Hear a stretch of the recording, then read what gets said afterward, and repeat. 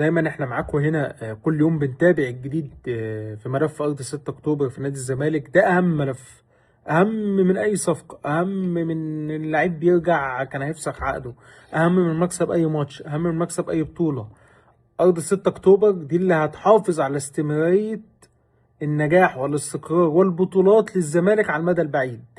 ده طوق النجاة للخروج من كل المشاكل، مش مسكن مؤقت او حاجة، لا، ده ضمان الاستمرارية على المدى البعيد. وصلني معلومة مهمة، في حل مقترح خاص بأرض 6 أكتوبر لنادي الزمالك. ده ضمن يعني آخر الحاجات اللي ظهرت الساعات اللي فاتت.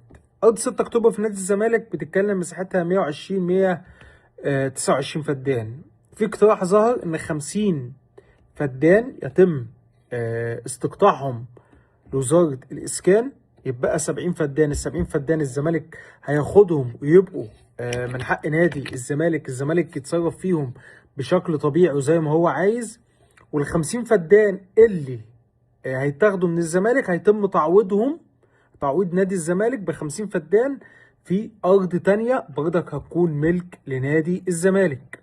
ده أحد الاقتراحات اللي ظهرت الساعات اللي فاتت واللي بيتم مناقشتها في الوقت الحالي قبل ما يصدر القرار النهائي. خلاص احنا بنتكلم ان الكل منتظر دلوقتي القرار النهائي. تحقيقات النيابة غالبا خلصت خلاص، وزارة الإسكان خلصت كل الإجراءات بتاعتها، الجميع ينتظر القرار النهائي اللي هيطلع في أرض 6 أكتوبر لنادي الزمالك، اللي يا رب بإذن الله ترجع للنادي من تاني.